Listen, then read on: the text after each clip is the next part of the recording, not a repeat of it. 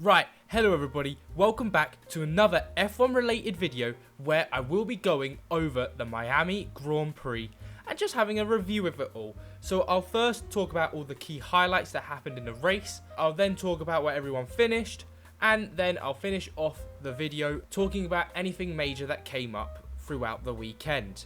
So let's get straight into it. So, before the race, the qualifying was Perez, Alonso, Sainz, Magnussen, Gasly, Russell, Leclerc, Ocon, Verstappen, Bottas. And then the bottom half was Albon, Hulkenberg, Hamilton, Zhou, De Vries, Norris, Tsunoda, Stroll, Piastri and Sargent. Now, into the first lap, Magnussen dropped down to 6th, being overtaken by Gasly and Russell. Then Verstappen actually lost a race position at the start, dropping down from 9th to 10th.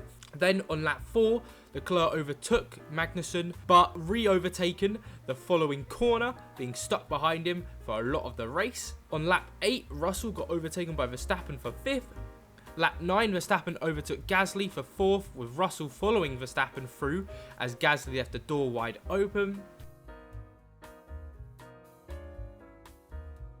On lap 13, Leclerc again tried to overtake Magnussen and failed again in the exact same way.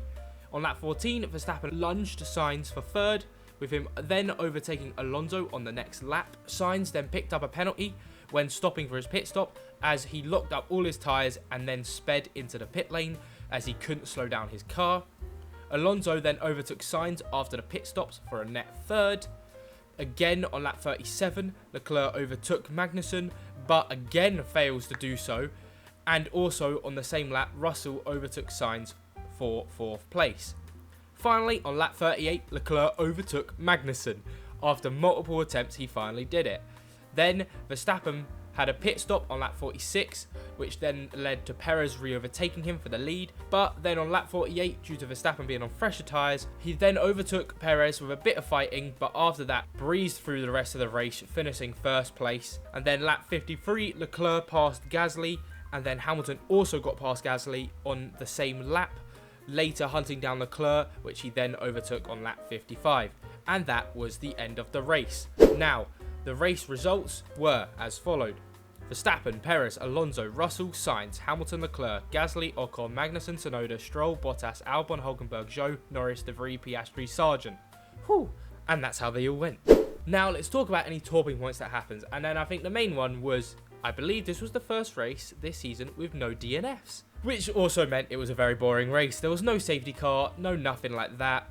Very little overtakes apart from the big boys getting past the Magnussens and Gaslys, who overperformed in qualifying because of Leclerc's crash. So there wasn't much going on throughout the race. Of course, it was fun to watch Verstappen stampede his way through the field, which is always nice to see. It should be like mandatory that Verstappen has to qualify 10th, and then we'll just see every race if he can make it, because I think 20th would be a bit too mean to him. But I think also this proves that the other point, that Perez isn't going to be fighting for the championships. It seems like Verstappen's going to breeze this one again, but hopefully we can have some good races along the way, because hey, not every season is going to be fun like the 2021 season, because before that, again, I can only think the next exciting one was the Rosberg-Hamilton one, and then I guess 10, 11, 12 were great.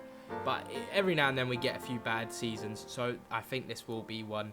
I think the final thing to talk about again is potentially overtaking being too hard, as the midfield teams didn't really overtake each other. It was only if you had a massive car advantage that you could overtake, and realistically, even if you did, like Leclerc or Magnussen, if you're a good driver like Magnussen, you can just keep them at bay, and it's quite frustrating to watch, because Leclerc was behind him for 38 laps in a Ferrari, and he's in a Haas. So I think they will have to do something with the regulations to change this.